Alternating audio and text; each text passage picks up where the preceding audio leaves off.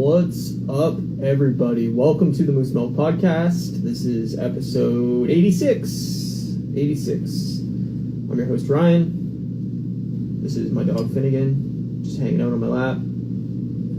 He's being good, but he's kind of want to play and bark at me, so, he's just going to sit on my lap.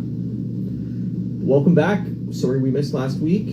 I had the flu. It was not a fun weekend for me. I literally didn't leave my room in bed for 3 days, so, couldn't really record last week, so I apologize for missing last week, but that's on me.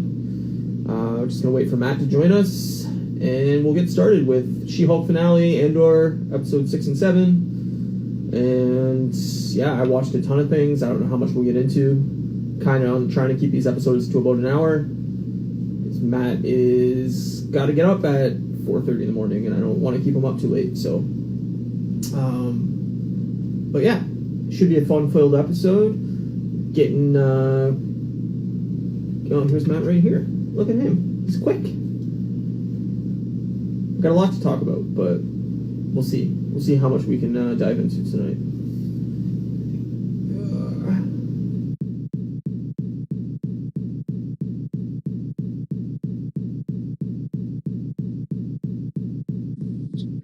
Look at this guy. Hey. What's up, buddy? Not my volume. There we go. It is now. Oh, look at that. Nailed it. All jokes. Way to go, buddy. Only 6 episodes in and we can't figure out. Oh, look at that cute little guy. Come here, bud. No? Alright. Yeah. Kate's on set tonight, so she's not home still. Oh, right on. Yeah. So you gotta watch the pup? Yep. Right on. Well, normally he would be sleeping with Kate right now, but she's not home, so. Yeah, so he doesn't know what to do. He has no idea. He's like, I'm supposed to be in bed right now? What's going on? My dog does the same thing. If it's past his bedtime, he starts getting mad at me like, hello, we're supposed to be sleeping right now. He'll like get his bone and like get our attention and then make us like watch him walk into like the bedroom. Like my dog, same thing. He'll grab a toy and he'll carry it into the bed. Like it's time now. Like right. We've been sitting out here long enough. Yeah, like I'm bored. I've only slept 16 hours today. I want to go back and sleep some more. Oh, thanks. Juan Pablo? Is that right? 07? Great collection. Thanks, man. I love it. But it's funny because I already have like 30 figures I need to add in that have come since I finished. You're never going to be done, man. You're gonna have to buy a house. I know that. When I buy a house, I want to buy like these awesome cases. So I think I've talked about them before, but they're amazing. They're all like metal and they're dust proof and stuff. They're sick, but they're like stupid expensive. I was just gonna say they probably cost a fortune. Yeah. For what I want to like replace this, it probably cost me like $5,000. Yeah, that's a steep price. I know. It's the same as me though. Like if I had the money, I would redo my garage and make it a studio, and it'd be dope. Yeah, but that would be cool. I don't have $20,000 to put into my garage, so that's the thing. Everything's expensive. Yeah, everything's more expensive now. So no, it's insane, dude. Insane. It is. Yeah. How was your week? It's all right, man. I've been fucking busy as all hell as usual. Yeah. No slowing down here. So I work today, and then I have to work tomorrow and the next day. But making donuts, I see. Donuts tomorrow and Monday, yeah. So if you accidentally ship those into Canada or into Ontario, I'll be okay with that. I think I've told you this, and if there was ever a way that I like an affordable way, I know there is a way, but I know it costs like a stupid amount of money. And if there was a way, it'd have to be only like you'd have to get them the same day. It's the only way to really make it worth what it would cost. Yeah. I just got to move closer to you, buddy. That's all it is. When you come out next, we'll go and do it. We'll do it. We'll do it. Oh yeah, I'll gain like 300-400 pounds that week down there. It'll be great. They won't be able to fly me home. It'll be Operation Dumbo Drop. That's funny. Yeah, I had the flu, so last week we missed, and then pretty much just worked all week, and I didn't have a lot of time this week. I watched a shit ton of stuff last week, but Yeah, your list you just sent me is ridiculous. yeah. Well, when you just laying around for 4 days, there's not much to do except sleep and watch things, right? So Yeah. I watched. Fair enough. I remember when I got COVID, I watched a lot of stuff because I was like, what the fuck else am I going to do? Yeah, I didn't feel like Nothing else doing to do. anything, and I didn't want to I could have played games or something, but I just didn't have the energy to actually sit there and focus on something. I was just kind of Yeah. in a daze laying there. So Yeah, I don't blame you there. I wanted to finish this Lego set, but I just haven't had time. So That's too bad. this week. You did a live stream to do some of that, didn't you? Yeah, I did 2 live streams last week, and then I got sick. But yeah, I'm gonna try to finish it this week. I think I only need a couple more hours, and it'll be done. So Cool. That's dope. yeah, maybe Monday. We'll see. I like it. Football Or, tomorrow. there's no need to bark. Football tomorrow. Football tomorrow. How's your team doing? Terrible. They're awful.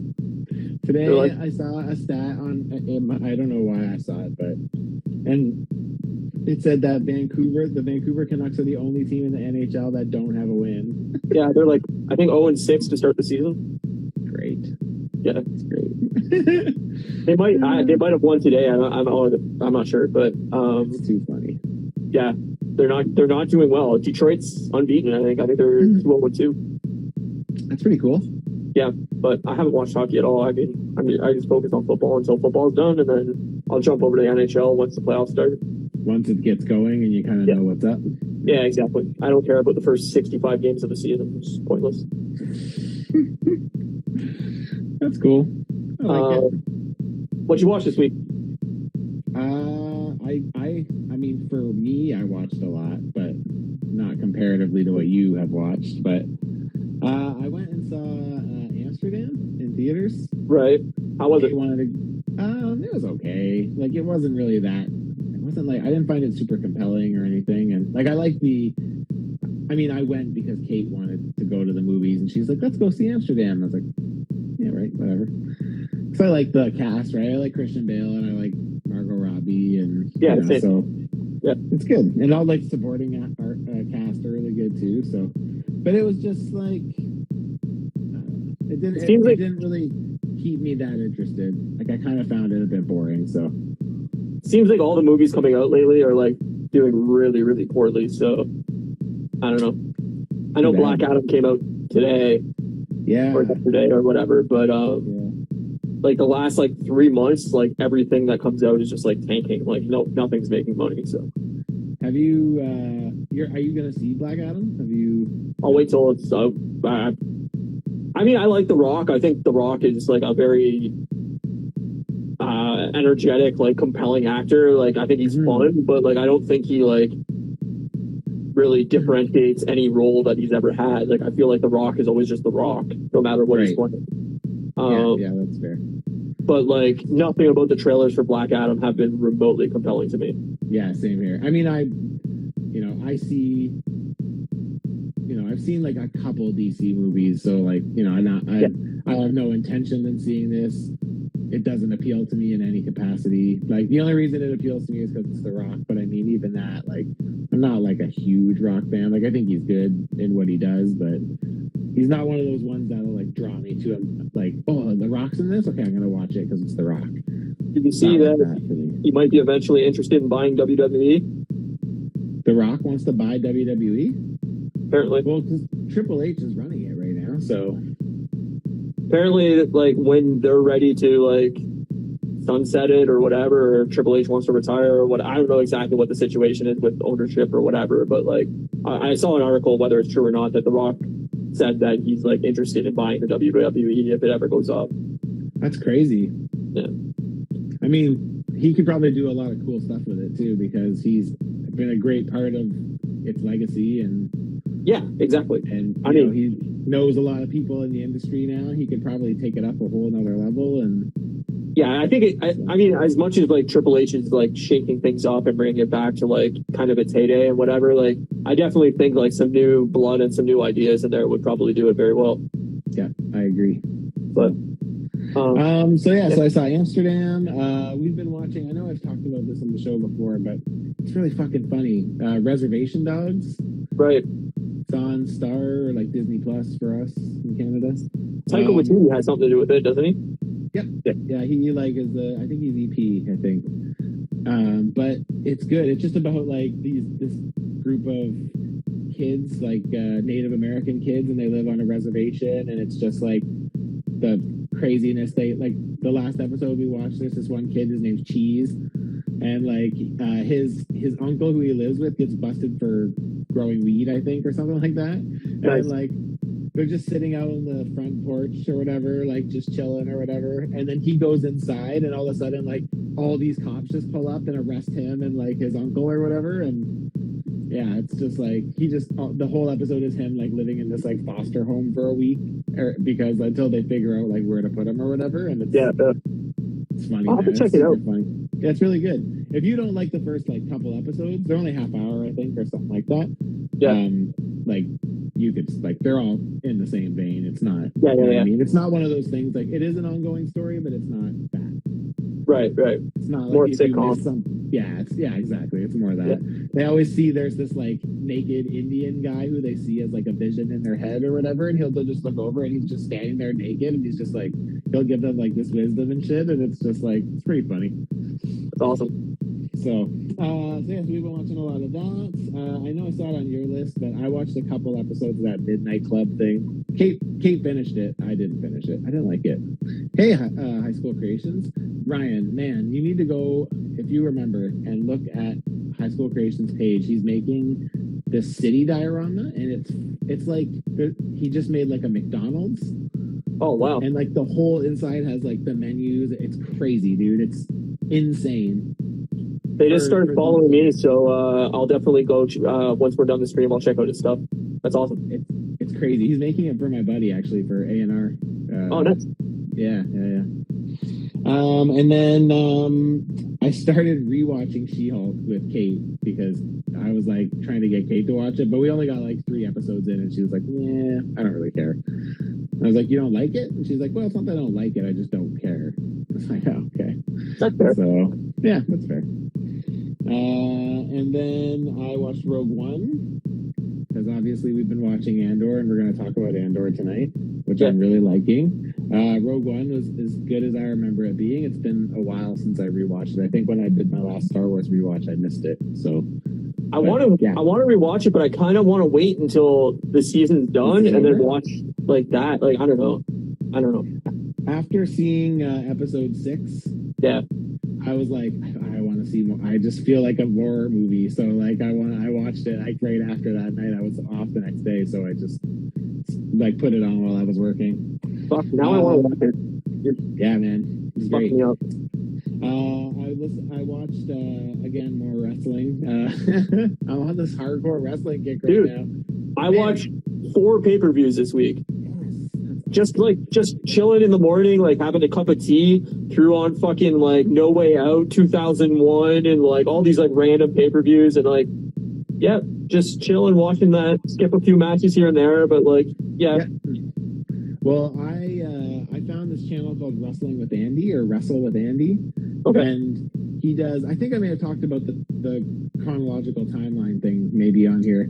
Yeah. So I've been watching more of his videos, and he'll do like full history on like certain people. So like it's like the DX story, the NWO story, Hulk Hogan, that's awesome. Ultimate Warrior, like it's sick. So there's all, and they were like about 20 to 30 minutes each. So like it gives you like, you know, what they did before they were that character, and then like it's just really easy to follow and well laid out. And for somebody like say like Chris Jericho, does it follow him like post WWE and like into like what he's doing now with AEW? Oh yeah, it does. It's not a WWF related. Okay, cool. Like it's so it covers the whole thing. So it's good. It's awesome, man. Honestly, like I watched the Triple H one last night. It was really, really good. And nice. Again, they show like he started in whatever, like NWA or whatever. I don't remember where it was. And it has like footage of like actual matches and stuff within it. Yeah, that's awesome. Yeah, some stuff is blurred. Like I think there must be some copyright issues. Every once in a while, sure. You'll see something that has like a scene that's blurred or whatever. But I recommend it. Like the wrestling by the decade starts in 1990 and goes to 2003. That's as far as he's done so far, and each one is like a year in review of the WWF. And like man, you get so much knowledge from them. Like it's so. If you have like a nostalgia for WWF wrestling and like I have no attachment to new stuff. I pretty much am out after 2002, realistically. Yeah, like I don't even think I was around. I don't even think I was around when like Brock Lesnar and them came in. Like I wasn't around. That's when I stopped watching. Pretty much, it was like I remember. I don't know if it was WrestleMania or what, but Brock Lesnar. It was like the main match was like Brock Lesnar versus like The Rock or I don't know whoever. And I was like, I'm out. I can't stand Brock Lesnar. Yeah, I'm not a fan. So I was like, fucking, I'm done. So yeah, so I've been watching a lot of that, and then that spun me into watching Wrestling with Shadows. Have you ever seen that? That's the you should watch that. That's the Montreal Screwjob documentary. Yeah. It's like an hour and a half, and it's about like I know the WWF did one of their own. I don't know if it's the same one. This is not a WWF one. It's like Bret Hart. It's lots of interviews with like Bret Hart and and it's awesome. It's about how Bret Hart got screwed out of the WWF title in his hometown on his last night working for WWF. Yeah. Or not the last night. I think he had another night to go. I think the plan was he wanted to drop it the next night, not in his hometown. Right. Or not in Canada, rather, not in Canada. They were in Montreal. Yeah. But yeah. Great. Interesting. Yeah, that'd be interesting to watch. Mm-hmm. And aside from that, I got this video game. It's the first video game I've gotten in like 15 it's years. so good, dude. I haven't played it yet. I've been too busy, but I'm planning on it. Maybe this week. I'm excited. That's the kind of game I like because I like something that I don't have to think about. I just go forward and beat up bad guys and get to the last boss and beat that bad guy and then. Totally. You can play co-op too, like if Kate wanted to play or anything like that. I said you should play. Yeah, you guys can play co-op together, or I don't know if it has online co-op, but like it's fun. Like it's just like a classic beat 'em up, like you would remember on like Super Nintendo. It's like Ninja Turtles 2, the arcade game, right? Yeah, totally. It's more updated graphics and I mean it's the same, almost same style of graphics. So honestly, obviously it runs better, but like it's straight up Super NES, like Sega Genesis era turtle game. Sick. I love that. So yeah, I'm excited to play it. And then I've also been, I know you don't like it, but I've been fucking just in love with that new Blink song. Oh, it's terrible.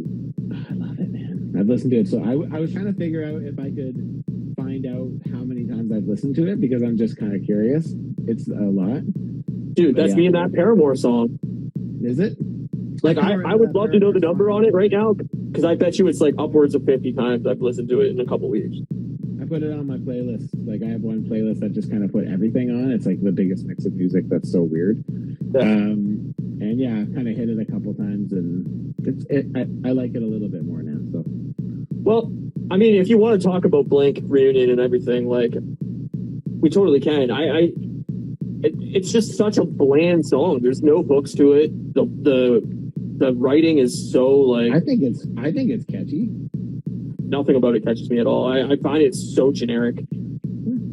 I know that it's being mixed received, but at the end of the day, for me, it's more just like, regardless of if I mean, at the end of the day, I'm going to like it. Like even 9, which I hate, there's like a couple songs on it that like I can handle, right? And it's like I'll always find the best in that band. Yeah, it's like an important band to me. You know what I mean? So. Like even if they put out shit, I would probably still like 9. Then I would probably like. Yeah, I don't know. I would just say like I'm at a point now where there's so much good music that like I won't waste time with bad music. I can't, like I just can't. And like this week, for instance, like the new Tegan and Sarah album came out. I'm a huge Tegan and Sarah fan, and the album I think sucks. Like I think it's terrible, and.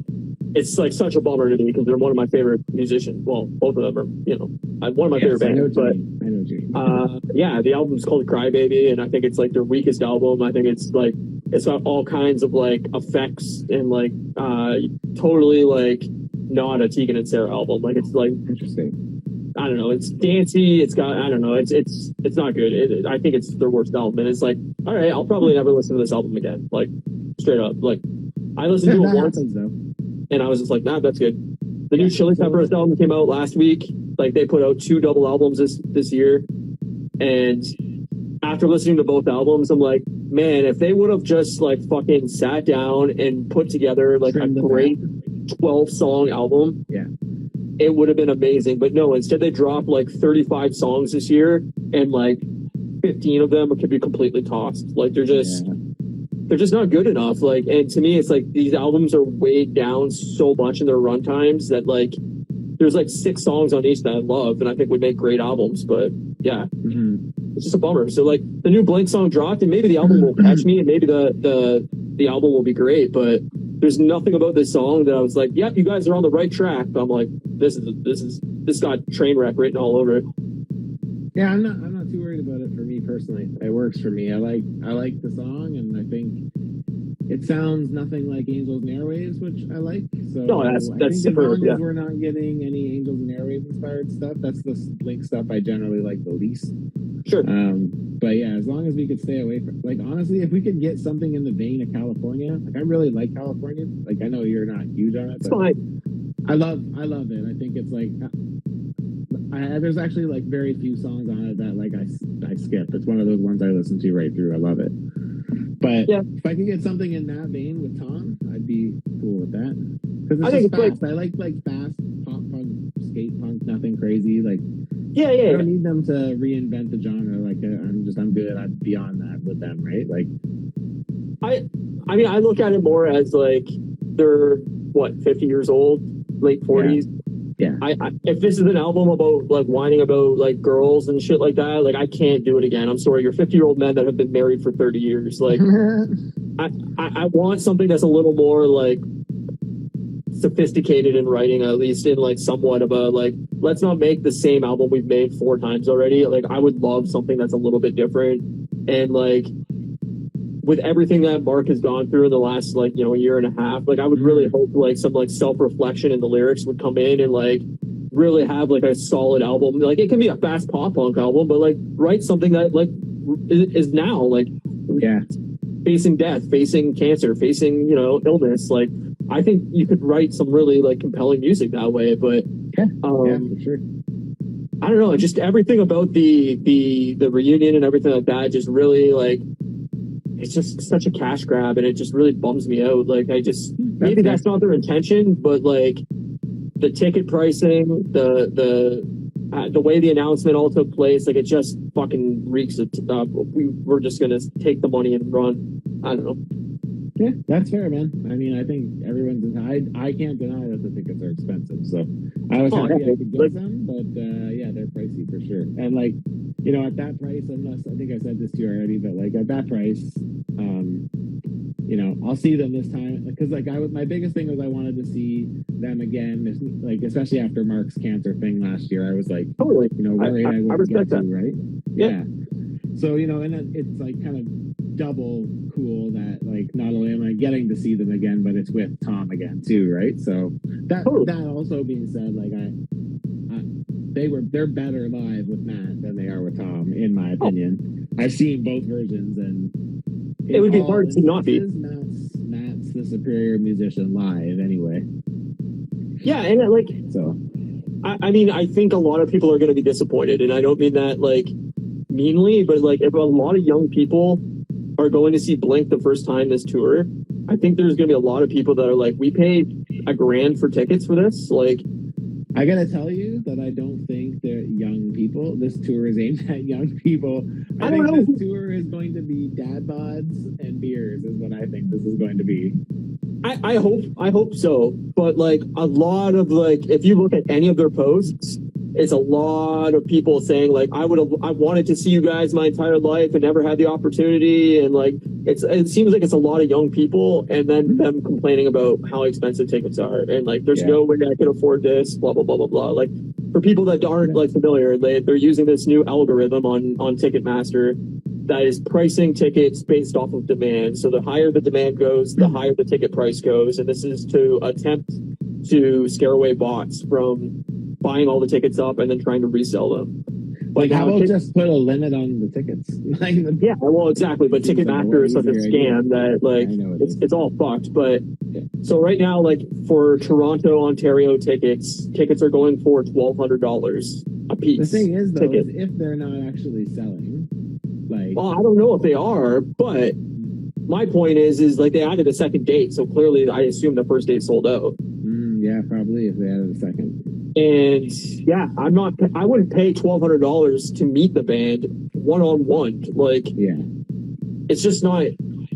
There's no band on earth for me that's worth $1,200. I don't think I would have paid $1,200. Like, I kind of was gonna go. Like, I kind of in my mind went and think I was going to spend $500 because I spent $500 on 2 tickets for Lizzo for Kate. Yeah. So like, I kind of assumed I was gonna be paying $500. I went in assuming I was gonna pay $500. So when I paid like $385 or whatever, I was like, oh, okay, at least it wasn't $500. Yeah, no, it's still fucking $385. Yeah. That's crazy. Like I spent $200 on my Rage tickets that I don't get to use now, but like That's a bummer. That is the most I would go for any band is $200. Yeah, and it would have to be a band that like I really want to see that I haven't got to see. I've seen Blink twice. Yeah, sorry, someone on your list, right? Yeah, I've seen Blink twice. I've seen Angels and Airwaves once or twice. Like I'm good. I'm full up on seeing them. I don't need to see it. There's nothing they've wrote since Self-Titled that like makes me go, fuck, I wish I could see Blink again. Yeah, that's fair. That's fair, for sure. So I've seen Blink. This will be my 5th time. So, and they're fun live. They're just Tom can't sing. Yeah, last time I saw them, that wasn't Mark wasn't sounding great either, to be honest. So yeah, it's a bummer. He's just kind of flat, you know. That's what it is. What happens when you get old. And then the last thing I was going to talk about, I'm still even done. We're 30 minutes in. I haven't even gotten through what I'm talking about. Have you heard that new 4 You Strong EP? No, I didn't. I've kind of fallen off 4 Year Strong, so I haven't listened to anything from the last like 3 albums probably. But then this new one came up and it kind of had they kind of reused the Wasting Time CD's album art and like did like an EP, and on it they re-recorded Wasting Time like modernly, like now, and they re-recorded what the hell is a gigawatt from the first album, but instead of all of the keyboard parts, they put in guitar over it, like instead. And it's like, it's a pretty cool like redo. Like it makes it like way less poppy and way more heavy, and like it's fucking sick, man. Like it's only 4 songs, and the first song it's called Cavalier. It's the only new song on the CD. The other 3 are just like re-recorded versions of older songs. And it's like pretty good too. So yeah, it's only 4 songs and 3 of them are ones I already know. So it's like, oh, cool. I'll check it out, but yeah, I liked their last album. I thought their last album was excellent. So. Yeah, I remember you saying you liked it. I don't think I ever listened to it. So, but yeah, it's just this one showed up like randomly on my Spotify homepage, and it's like, you might like this. And I was like, oh, that looks like familiar artwork. And then I looked at it and I was like, oh, it's got re-recordings. That's fun. I always like those. Yeah. I'll have to check it out. I was just thinking the other day too, like Taking Back Sunday hasn't put out a new fucking album in like 6 years. Where the fuck are they? Yeah, I don't know. They put out the My Name is Jonas cover last year. Yeah, but I mean, I want an album. Yeah, I know, I get it. Anyway, what did you watch in the last 2 weeks? I'm gonna go through this super quick because we're already a half hour into this. So yes, we are. I watched X-Men: The Last Stand. It's terrible. I watched X-Men: First Class. It's better, but it's still not great. I was just on an X-Men kick. Then I rewatched the Batman, the 2022 movie. It's really long. I forgot how long it was. Yeah, it's long. I really enjoyed it still, but it needs to be trimmed by like 35 minutes. It's just way too long. Excuse me. I watched the new Hellraiser movie, the 2022 Hellraiser. How was it? I enjoyed it. If you're a Hellraiser fan, like I think it's a Hellraiser movie. I don't think it's like doing anything revolutionary, but like I thought it was a fun horror film for 90 minutes, 2 hours, whatever the fuck it is. I only remember Pinhead. I don't actually remember the movie. I just remember Pinhead as a character. Yeah, I mean, they're spooky looking characters, and I like the idea of the movie, but like it didn't do anything where I was like, oh, this is treading new ground for horror films. It's like, no, it's a Hellraiser movie. So let's see here. The Mole just finished the last 2 episodes of this season of The Mole for Netflix. Came out yesterday. I'm not going to spoil anything just in case people haven't watched it, but I really recommend it if you're into reality television at all, or like compelling kind of detective game show type thing. You can play along at home. I got my mom into it. Like, it's great. I enjoy it. I think it's a really awesome show, and I highly recommend it. Nice. New season of Unsolved Mysteries drops. You're not doing the videos after each one still, are you? Nah, I stopped. Nobody watched them, so. Yeah. Unsolved Mysteries came back on Netflix, a third season. Three episode drop. The first 2 episodes are completely, to me, throwaway. They don't belong on an Unsolved Mysteries show because there's nothing about them that's really unsolved. So yeah, I don't know. It didn't make really much sense to me, but the third episode I thought was a lot more compelling. But they're doing like 3 episode drops for the next 2 weeks, I think. So that's going to be ongoing. Handmaid's Tale, we won't dive into because I don't know. Are you caught up? I am not caught up from this week. I'm loving this season. I think it's super fucking fascinating. Interesting. The last where I left off was, spoiler alert, when what's her name, Miss Waterford and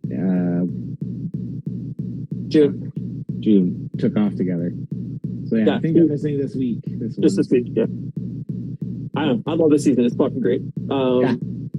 Highly recommend it. New season of The Challenge started on MTV. 2 episodes into that. I love The Challenge. I'm a big Challenge fan, so you know me. I love reality television. Yep, you do. Survivor, still ongoing. Still watching that. The Amazing Race, still watching that. Fucking The Block, still watching that. All reality shows, all highly recommended. There's a show called 28 Days Haunted that just dropped on Netflix. It's spooky season, so I'm like, fuck yeah, I want to watch some haunted shit. Interesting idea. It's like 6 episodes, and they take like 3 really haunted locations in America and drop 3 different teams in each, like, for each location, and they have to live in this haunted house for 28 days. Oh, damn. The idea of it is awesome, and it sounded really fascinating. The actual like show is so like fucking cheeseball, like it so much like, oh, we've got a psychic that figured out the murders of what happened here without anybody giving them any information. And I'm like, okay, fuck off. I'm not that gullible. And like the one guy's like super hardcore religious and is like chanting prayer and shit. And I'm just like, come on, man. The idea of the show is great. Find fucking regular ass people that like are interested in the paranormal and drop them in these locations. Don't drop like supposed experts that like know what the fuck they're doing and like make it seem like the one guy's getting possessed and like all this bullshit. I'm like, come on. It's just so cheeseball. Fucking anyway. Did I tell you we're staying in a haunted hotel when we go to Banff? Did I tell you that? No, you did not. That's excellent. We're staying in the world famous Fairmont Banff Springs Hotel. And it's supposedly haunted? So like, are you like, did you guys choose to stay there because it's haunted? I'm not gonna lie to you. I have no idea why Kate picked it because it's a Fairmont. She's like, it's world famous. I'm like, yeah, for being haunted. Like, it's not world famous because it's a Fairmont. It's world famous because it's fucking known for being haunted. There's like one whole floor that you can't go on. Really? It's crazy, dude. Oh fuck! Yeah. I want to go there now. It's expensive. Well, I assumed it was. It's fucking expensive. in. Didn't you say it's in Banff or Whistler? Banff. Okay. Yeah, that sounds dope to me. Like, the idea of staying somewhere haunted is extremely compelling to me. Mostly because I'm so a non-believer that like I would love for something to make me actually go, okay, I believe, like something fucked up's happening here. But like every time I watch any of these shows, I'm just like, come on. You see all the holes. Yeah, there's just so much room for fucking like production manipulation and like confirmation bias by like other people in the room being like, did you hear that? Yeah, I heard that. Like, it's like, come on. So yeah, if you guys actually see anything, I want to fucking hear stories, dude. I'll let you know. We're there for like 4 nights. Fuck yeah. That's a couple weeks from now, right? Yep. Yeah. Sweet. That's when that Black Panther comes out. Yeah. Well, instead of seeing Black Panther, they'll live long enough to see it. Yeah. Imagine that when a podcast has to end because you got murdered by ghosts. What an awesome idea for a podcast episode. I could carry this podcast on. I lose my best friend, but if you got murdered by ghosts, what do you want me to do? It'll live on in the podcast realm, in the podcast space. You have to haunt me if you die. I will. I'll be a guest speaker. Perfect. Or possess Finnegan, and you can live within Finnegan. Imagine. I would bark all the whole time, and you're like, "Ben, stop barking." But I'm just I got beat him back.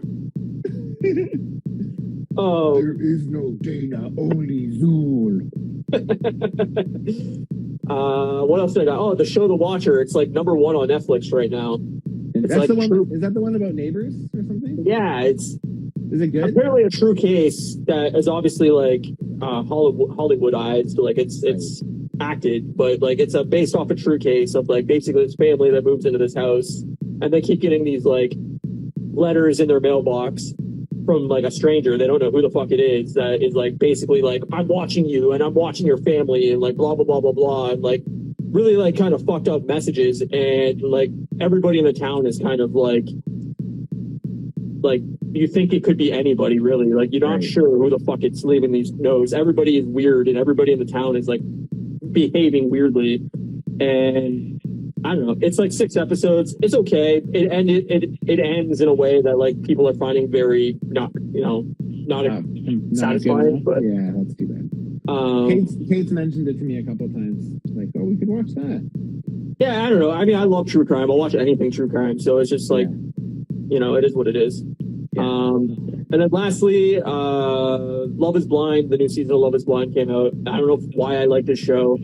It's Isn't not that a the show. one where they dress up like something or whatever, and then they get like 30 people into a house, but you don't get to meet any of the opposite sex. You date through a wall basically, so you never get to see what the other person looks like.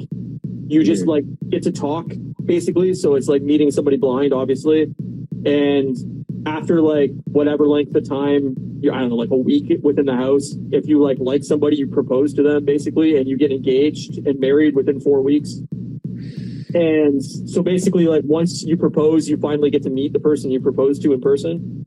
Weird. And then they like send you on a trip basically, and then like you have 4 weeks to like live together and see if like you're actually going to get married, and then you have your wedding and get married. Whoa, that's weird. And I don't know why I find that show compelling, because it's not something I would typically watch, but like it's just watching these like train wrecks of relationships that I find fucking, I don't know, fascinating. It's like maybe because I don't date at all, and like I don't know, it's just like a modern look at dating. If this is like actual how real people like date today in any like way when they're actually dating, I'm like, this is fucked up, man. So I don't know, I find it compelling as fuck, but interesting. Yeah, it's a weird show. Yeah, it's interesting for sure. It has like an awful like, Love is Not Blind, clearly, because almost every single person that's gotten married has gotten divorced almost immediately. But yeah, then obviously Andor and She-Hulk, and we're gonna get we got to hop into She-Hulk or Andor first, because we're 40 minutes into this. Yes, we are. So spoilers for She-Hulk, and eventually spoilers for Andor once we get there. So okay, She-Hulk finale. Yeah, you go first, because I'm sure you like hated it, and it was fine. I don't feel like I have much to say about it. I found that it was a very weird ending to a show that had a lot of narrative threads, and they basically were just like, well, fuck it, we don't want to do this anymore, and like break the fourth wall and just basically throw away the finale. Like, I get what they were trying to do, where it's funny to call them out of like, oh, all these shows are the same and all these movies are the same and blah blah blah blah blah, but when you like spend 8 episodes building up a narrative and then you just throw it out the window at the last episode, like it kind of seems like you just wasted everybody's time. Yeah. I think the character of She-Hulk is best. Like I like her as She-Hulk. I like, that her and Daredevil have this like relationship now. Me too. I hope that carries on in the actual Daredevil show. I also hope that. I like that they set up like Hulk having a son and everything like that. I think that's you don't like that. I do, just because like I want like a World War Hulk movie, and I think like this is the like direction to go. Is like there's a bunch of Hulks now. To me, that the placement of that was so like, oh, hey everybody, I have a son now, and everyone's like, cool, pass the potato salad. Like it was just like no one cared, and like, well, the way it landed, I agree with you. Like I'm like, why would you put that in there and then nobody has any reaction to it? But when you live in a world where like Hulk's gone off to space in another planet, I get that, and like all that, I'm like, all right, yeah, anything could happen. If you don't need that. Like at this point, they've set the grounds like to show that we're going to get another Hulk movie here. Like it's going to happen. Like this show basically has set that up, right? Just having Bruce come back and say there was something, happening would be all like, to me, it just seems like a weird move. And it just like, again, it's just like the reveal's there, and then we just move on. No one cares. No one says anything. There's literally no reaction. It's just like, here's knowledge for the next big thing that's going to be around the Hulk. But like, you're going to have to do that again when you get to that movie anyway. So like, why just wedge it in there? And to be honest with you, like, not to just take over, but like, as somebody who like loved this series, like really of the whole thing, there's only maybe 1 or 2 episodes that I was less enthralled about. But like overall, like the series had me laughing. I fucking thought it was all hilarious to the point where I wanted to make my wife watch it because I thought she would appreciate it, for what it was, right? And I loved it. But like to me, this ending did not land at all. Like, and it's for exactly what you said. It's like, okay, like let's take this whole show. Yeah, it's okay. I'll keep going. Let's take this whole show and like just throw it, like it doesn't matter. Like you literally waste the whole ending being this like meta finish. And like I like the meta bits, but that one was too much. It's not that it was all stuff I hated. Like the idea that Kevin was like the robot and it was an acronym for something and had the little hat. Like to me, that's funny. Like I find those little quirky things are funny, but like the way it all went down, I was like, I was pretty unsatisfied, mainly because we had a whole season of stuff and like nothing, like, so we don't actually know what happened with Intelligentsia. We don't actually know what happened with Titania. We don't actually know what happened with Abomination. Well, I guess we kind of do a little bit, but not really. We just know he leaves. I agree. I mean, for me, it's a very bizarre way to end the show. Like it, like I said, like it narratively just does not work. I get what they were trying to do, but it doesn't work. Yeah. The Kevin thing, like I think it's cute and funny. It just totally reminded me of the game Portal. It like this big machine that's controlling everything. Like it's straight out of the game Portal. I don't know. Like overall, like I think the show is very mediocre anyway. It wasn't like a show that I was like, this is like dynamite television. Excited like to watch. Yeah. Like I think if you enjoyed the show for what it was, then the finale fits right in with it because that's the kind of tone that it had throughout. But I thought it just didn't too much that way though. It was too like, because again, as somebody who did like the show, this ending didn't work for me. It didn't work because it basically just negated the whole series. It's just like, no, I agree. That was my problem with it. It was where like, are we at now? Like there was no reason for the last 6 episodes when you just canceled basically everything it built up to. Like and what is real then and what is not real? If she can just break the fourth wall and cancel things, then like is that guy Hulk King? Is he not a Hulk now, or is he? That's what I mean. Is he I don't know. Hulk, or what is that? What happens with Titania? Where did she even get her powers to begin with? We have like nothing about Titania. That was my biggest problem with it narratively. It was like, what is real and what is not real, and how do we know from now on what we're watching is actually happening? And can she just break the fourth wall and cancel what's happening? And then like, I don't understand like her powers in that regard. Like, I don't know. They've caused themselves a problem because if she's in Daredevil and something happens, like, well, why don't you just break the fourth wall then and change it? Like, do it. Yeah. Like, I don't know. I agree with you. That part's funny though, because even when she was like, "Oh, it would be cool to see Daredevil again," and then like I like how it's just at the end she's just kicking ass or whatever, and then Daredevil just drops from the sky out of nowhere and he's just there. The way it was done was like it was cute and funny, but like it just didn't work. Like the comedy was still worked for that episode. Like even with all the things where she's like, "What about the X-Men?" Yeah, no, totally, and it's like. I love the idea of like they're aware of everything that fans are saying. I like that because they clearly know that like fans are sick of the same old ending, the same old villain, the same way of like concluding every story is like, okay, we got a big villain fight and then it ends. Like, I like all that stuff. I like that they're aware and they have to change. But me too. This script needed another 3 passovers. They needed some more people in the room to figure out how to make this work. And like, we want the X-Men, so stop toying with me and stop fucking teasing them all the fucking time and giving us nothing. It's driving me fucking insane. Do you think that they're maybe saving the X-Men for when the MCU inevitably failed and dies out? I've thought that they want to save the X-Men till phase... Till they need 7. Like, a bump. So that they can get the bump again. Yeah. And... looking at the next like 3-4 years of lineup of movies, it's like there's some stuff in there that's obviously very compelling. Like Guardians 3, I can't wait for. Me too. Like I really want a great Blade movie, but clearly that's going back to the drawing board. So who knows what the fuck we're gonna get with that? Both these Avenger movies. Yeah, Ant-Man will be funny. Like I don't think the first 2 Ant-Man movies are like great. No, but I like Ant-Man a lot more now, like since Endgame. That and like I think Paul Rudd makes anything good. I agree. So like I'll watch Paul Rudd act as a way out of a paper bag. Like I just think the fucking guy is fucking funny. So like give me more Paul Rudd, that's fine. Like I think both Ant-Man movies are fine. I don't think they're like top tier, but I think they're like middle tier, they're fine. Yeah. But like other than the Avenger movies and those, Deadpool obviously is gonna be huge.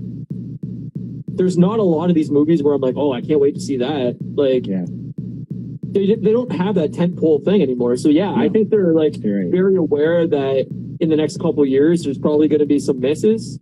Yeah. People are going to get tired of like having to watch 60 hours worth of fucking material a year. Like you can already see people getting upset with the MCU and kind of starting to jump off. Like at least from the toy community, like, that very vocal and fun group. I see it week after week in everyone's stories. So my idea that the reason they haven't introduced a lot of X-Men is because the end of phase 6 is going to be like a very, very hard reset. I think when it ends with Secret Wars, that's what they did in the comics. They reset the Marvel Universe with Secret Wars. My assumption is that's going to be a hard reset, and like basically every character that we know is going to be like written out and done with. It's going to be like, this is our chance to recast things. This is our entrance of the X-Men. They're going to be the leaders of the new phases. And to me, I hope they don't do that, because it would be shitty to lose the rich history we have. But I also understand writing within a storyline, and that can create a lot of complications, especially with a fan base that like is constantly like, that's not possible. It's like, dude, it's a fucking story. Like, but like with the Kang timeline manipulation and everything like that, once you end that, it's very easy to go, okay, now this is the only Earth, and whoever's still on it exists, and everybody that doesn't is gone, and this is all reset. And again, that's what they did in the comics. Yeah, and there you go. So then you're like, okay, these are the X-Men that are, mutants exist. Here they are. They're on our Earth. Say like, Robert Downey Jr.'s Iron Man, it doesn't exist in this world. But Robert Downey Jr., he's like a little onion with a goatee. Exactly. No, God, I would watch that. That's the animated series we need. But yeah, like these actors that we know for the last 15 years are gone, and like here's their replacements. These are the people that still exist within the world. Thor's done now. Thor's been written off, but we have whatever. And that's where you lead it to. Is like, okay, these are the characters remaining. These are the new, Avenger teams. These are the new X-Men teams, so on and so forth. Yeah, I can see that. Like, I think the end of Phase 9 will be like fucking Sentinels and like Days of Future Past again, and like all that shit. Like, that's what I think they've got to be building towards. It's like, the problem is when you get there, how do you go backwards? Like, now all of a sudden you live in this dystopian world. That's not very fun. I mean, it might be fun for a couple episodes, but I mean, how long can this go on for? They can't go on forever. At some point to me, like Phase 9, 10, you gotta end this fucker. You gotta have a conclusion. You gotta, after 60, 70 movies, you gotta fucking say, that's it. Like, the MCU is done, and we're moving on. When we get to that day, what's gonna happen?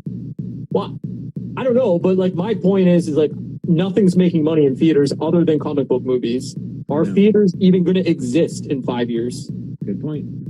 I don't know. Like, Disney Plus might be, here's our next big tentpole MCU movie. Here you go. It drops, whatever day. Like, I don't know if theaters are going to exist in 5 years if nothing's making money.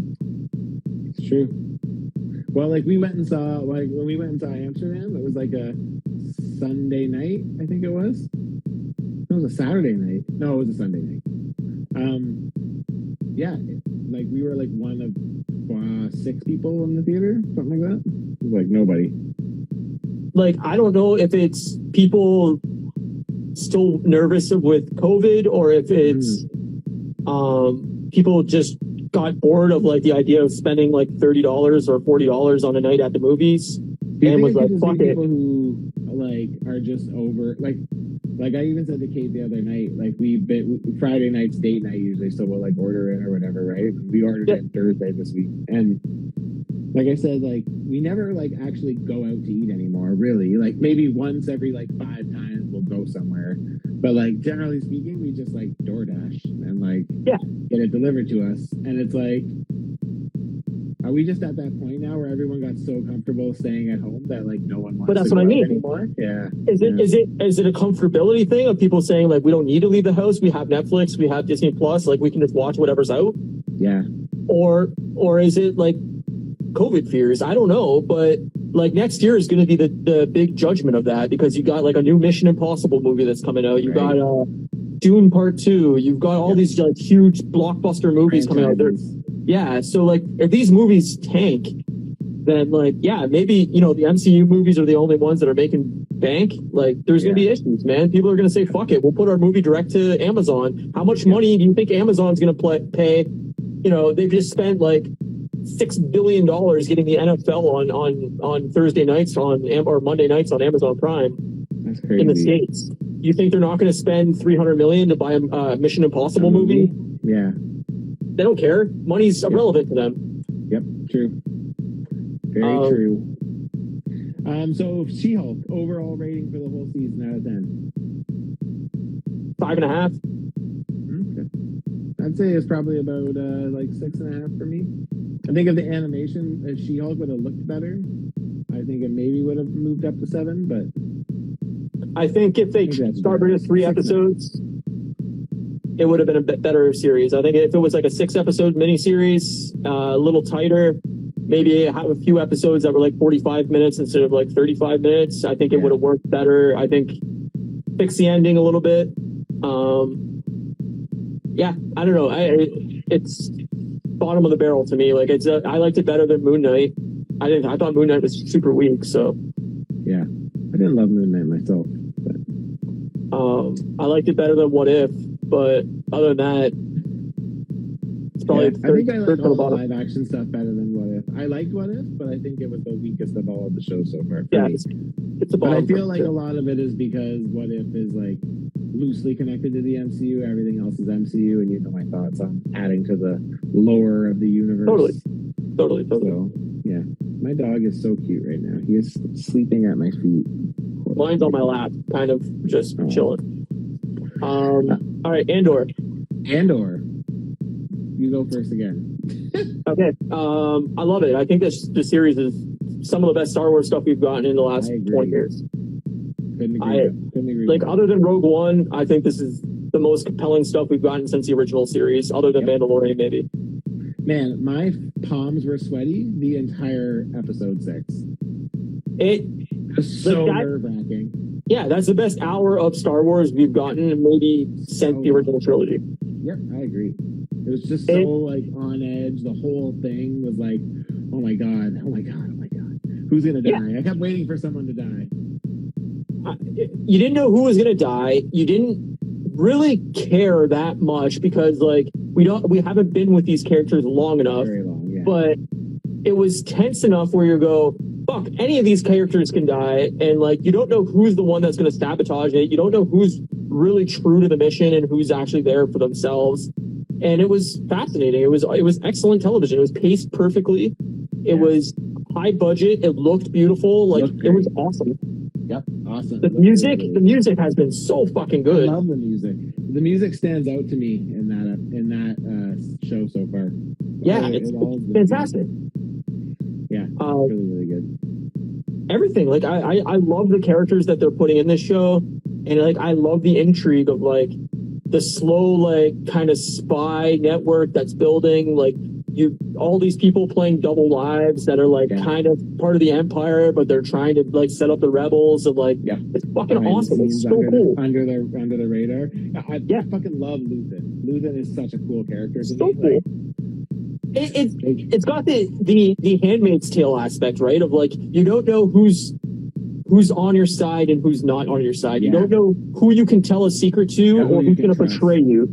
And like, I love that about Handmaid's Tale, and I love that about this. Is like, you can see like Mon Mothma like trying to bring people in a little bit, but also really nervous about who she can say things in front of and who she can trust, and can she tell them the full truths, or are these people working for the Empire and you're gonna fucking kill her? Like, it's awesome. Yeah, no, it's fucking amazing. I'm really liking it so far. I like the episode 7 too, where you can kind of start seeing the building of this rebellion, and it's interesting because usually everything that surrounds the rebellion is like, like a good guy story, and like this one doesn't really feel like that at all, right? It feels like there's so much like danger and like like it's just super, risky and but even Andor, really interesting, right? Like even Cassian is like, he doesn't have an allegiance. He's not there for the rebels. He's not there because he wants to like help anybody but himself and his mom. Like he wants money. He wants to escape the world that he's been stuck in. Like he wants to help his mom and make sure she's safe. But like he doesn't care about the overall mission and whether the rebels win. Do you think that he might come? I mean, obviously he will because we know where he lands. But it'll be interesting to see that turnaround, and I wonder how much of it will be attributed to his mom saying that she is sticking around to fight with the rebellion. He's gonna have that Anakin Skywalker moment of like finding out that his mom's dead and like kind of fucking like, I think that's gonna be the push over the edge that he needs to like where Anakin fucking went dark with it. He's gonna go like, oh, I need to help. I need to be part of this team and like give it to the Empire. Like fuck them, Yeah. And even Bix, like clearly there was like a romantic like love there that like existed at some point, that like he wants her to be safe. He's worried about her, but he also knows like she's kind of stuck there and he can't really help her. And like, I don't know. I find that fascinating relationship too. Me too. Yeah, it's really interesting. The whole show, man. Honestly, like episode 7 was intriguing too, not in like an action-packed way, but it was more like just cool to like see all these bits of the rebellion starting to come together, and like I also like how it shows like how risky it is to make something like this happen under the radar without drawing attention, and you know what I mean. So it's like it's super I'm intrigued, and I'm intrigued to see how the Empire reacts to like now that they've had this happen. Like I wonder if we're getting ready to see some like pretty crazy shit. Like, well, the fact that they're like sending stormtroopers down to different planets now, and like they're just taking it up a notch, where they're like, oh, we let this be like a security team's detail, and now no, we need direct control. We need stormtroopers there. We need to take fucking over. Like they're not capable of policing themselves. We have to police them, you know? Yeah. And like even that, like how it ended in episode 7 with that like resort area, and you just see like all the like the beach troopers or whatever the fuck they're called. Like, yeah, like they're chilling on the beaches. They're you know, people are trying to run away. They're got like fucking droids after them, and like it's awesome. Yeah.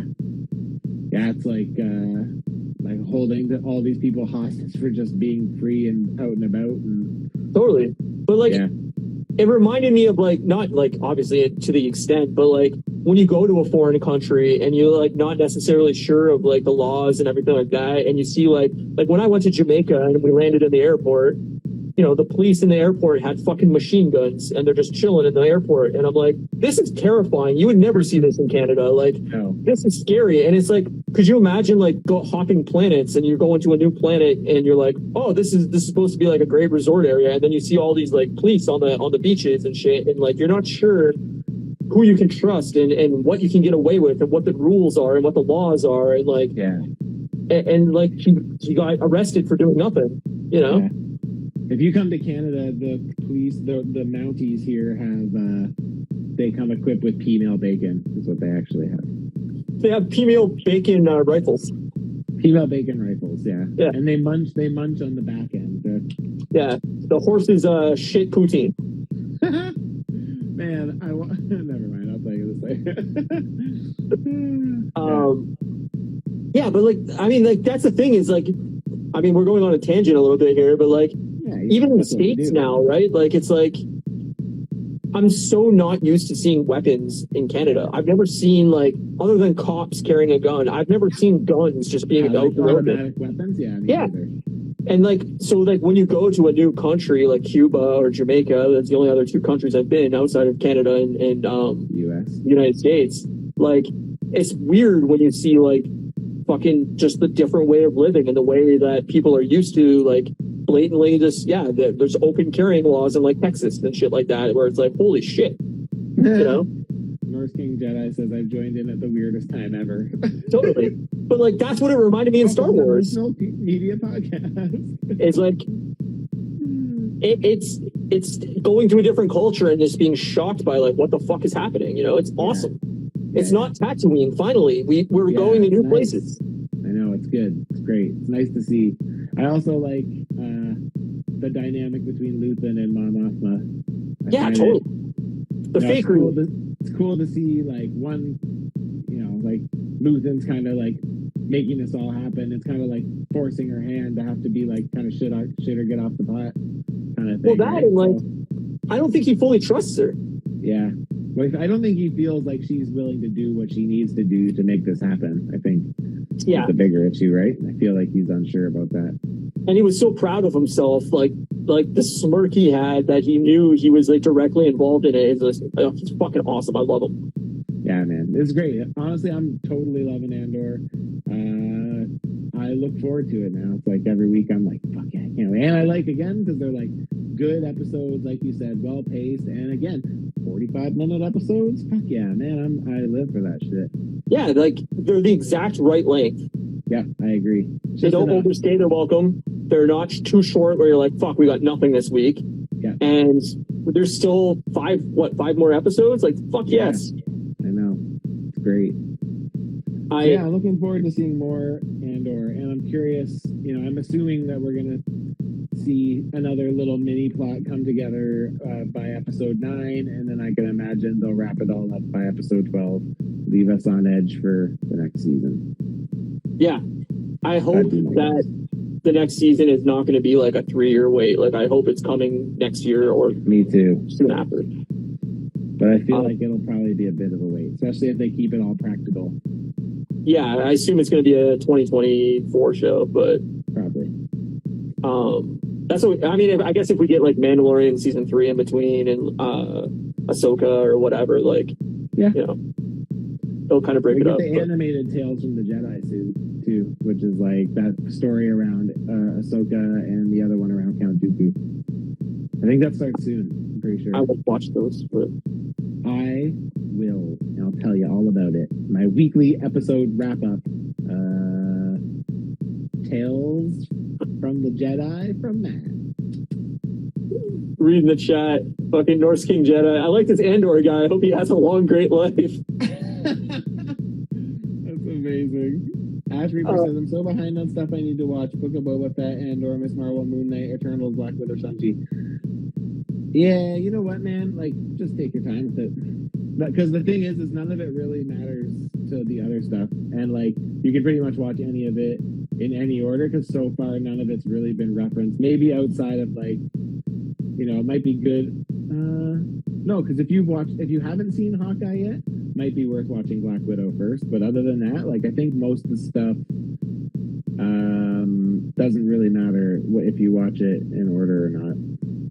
I mean, Book of Boba Fett, you could probably almost completely skip. Book of Boba Fett's a weird one. I will say that the reason why I say Book of Boba Fett's not a skip is because even though I didn't love the show, it did a lot to fill in little bits of history in the Star Wars timeline. But other than that, like, I didn't actually love the show, but it was like, it's interesting to know where bits fit into things with Sand People, with Boba Fett, with it's gonna kind of link to Mandalorian season 3 probably too.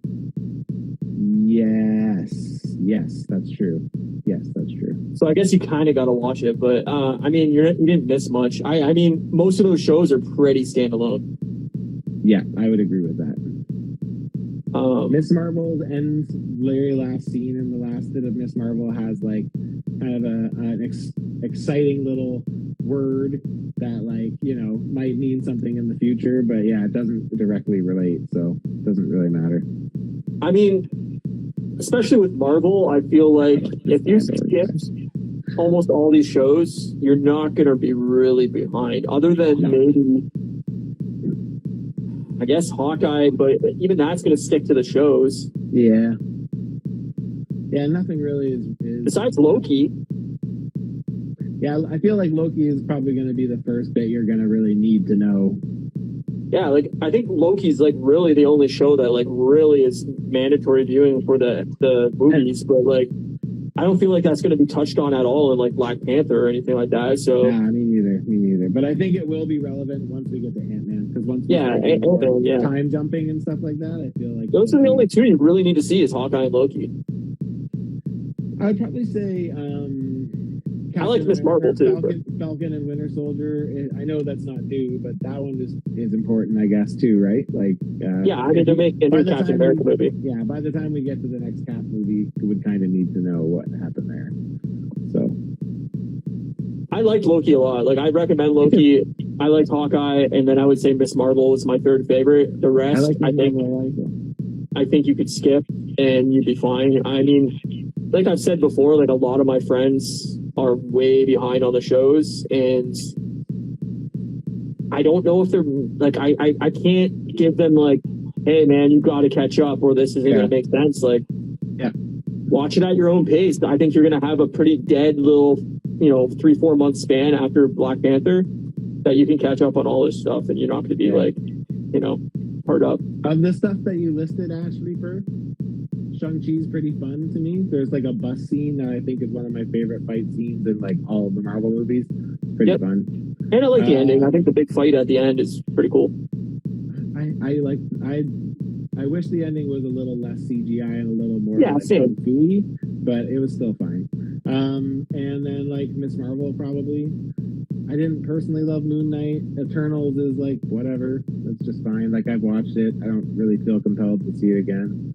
I think they're going to drop that entire time, like that whole movie's narrative. I don't think they're going to ever drop anything. I know everyone's like, oh, the Disney's going to write out the sequel trilogy of Star Wars. Like, no, they spent like fucking like. I'm not saying like pimping that. They're never going to write that out. I'm not saying like they're not going to say like publicly that it doesn't count anymore. I'm just saying like they're just going to be like, we're not going to touch on that anymore. It's gone. Yeah. I don't see them touching that again. I don't know why you would. Like, yeah. I like Shang-Chi. I thought Shang-Chi is one of the top. Me too. Phase 4 movies. Me too. It's awesome. It's really good. There's a lot of good action scenes. And Simu Liu is fucking awesome. He's really good. Phenomenal. The whole cast is actually. Yeah. So is Awkwafina. Awkwafina was hilarious in that movie. So is the guy who plays the Mandarin or his dad or whatever. Like, yeah, And I think that movie's definitely going to get a sequel in Phase 6. So yeah, I like Shang-Chi a lot. It's really good. But everything else on that list, you could, and then same like Boba Fett. Book of Boba Fett's cool because there's like, again, especially if you know the comic books at all, like there's lots of cool stuff realized from the comic books. Speaking of which, I don't know if you knew this or you might have seen it floating around on like some websites or something, but there was, the main ISP guy that came in to talk to all of the Imperial security people, the white jacket guys, after the heist happened, and there was like the new face that we'd seen, and he was like obviously in charge.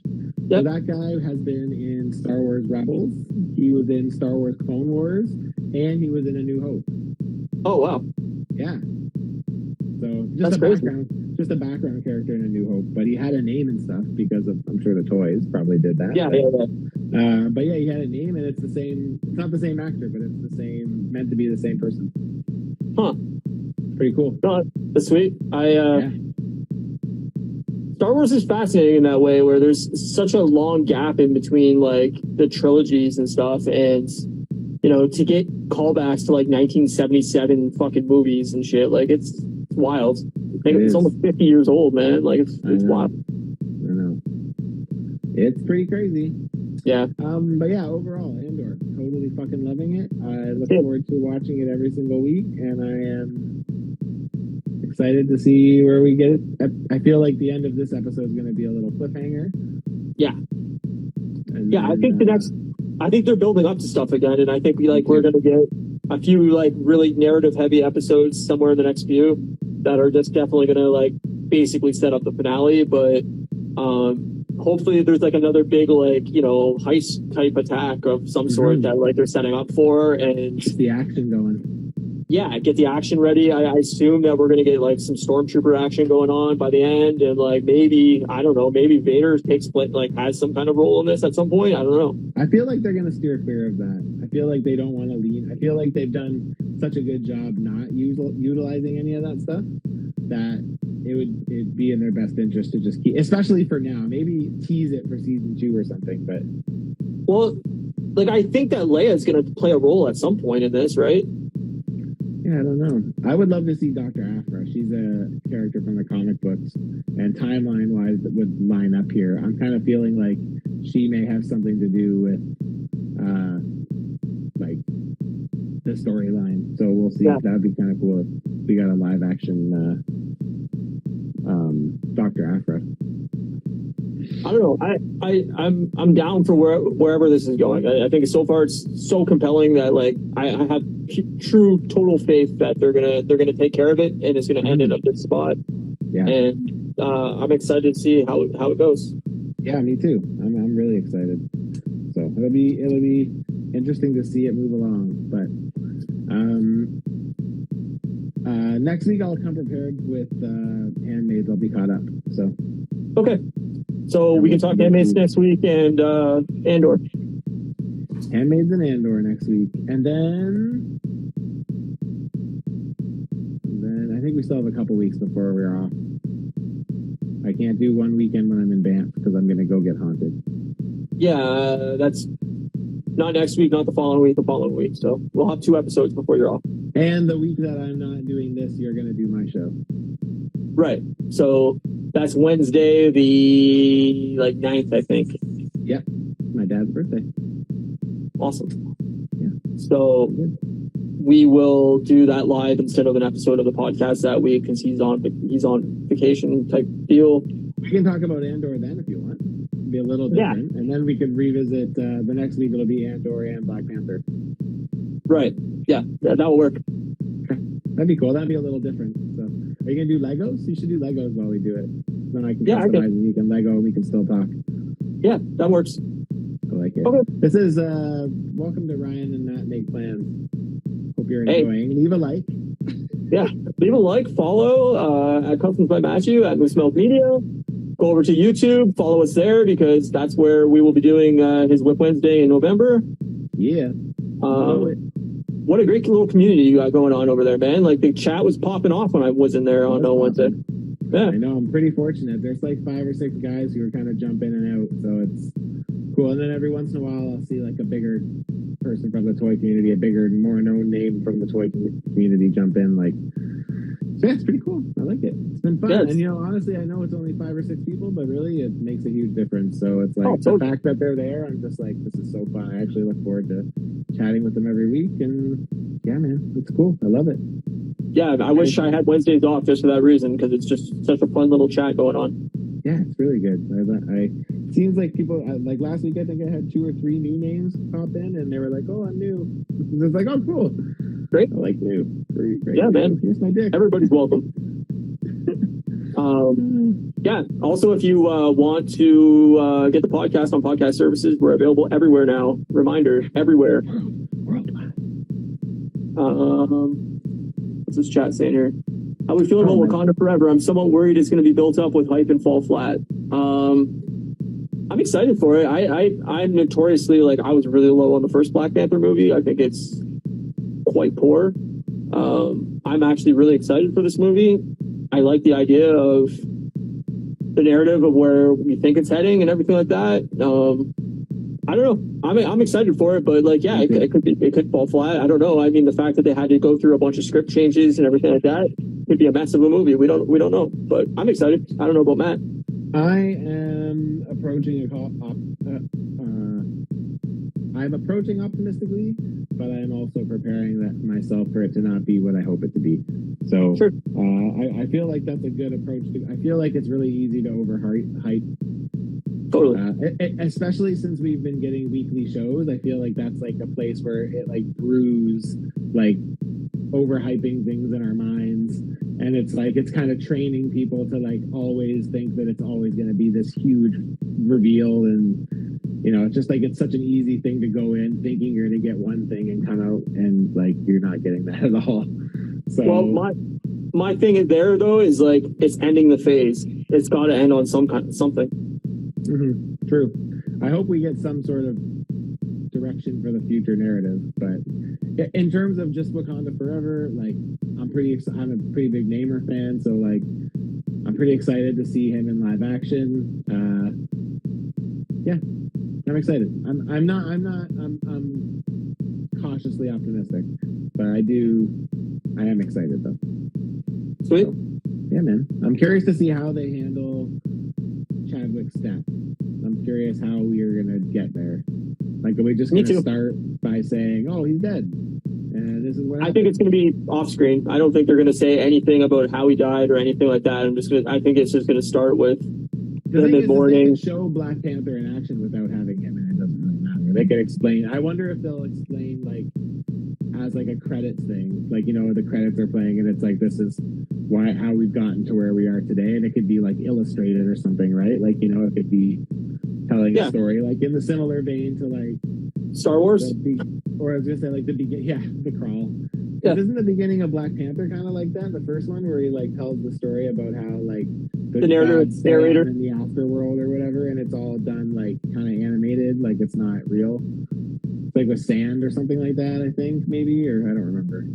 I don't remember either, but I think it opens just with everybody in mourning and them like getting ready for the funeral, and then you hear like a narrator say like, you know, this is, you know, whatever, 5 years since we knew Black Panther came into existence or whatever the timeline is, and you know, like we go into Wakanda where everybody's in mourning and everybody's upset, and you know, they lost their leader and so on and so forth, and it's you know, a community trying to establish where they go next, and you know, somebody has to step up to the mantle to take over and protect, you know, their family, their friends, so on and so forth. And I don't know if they necessarily say exactly what happened. Right.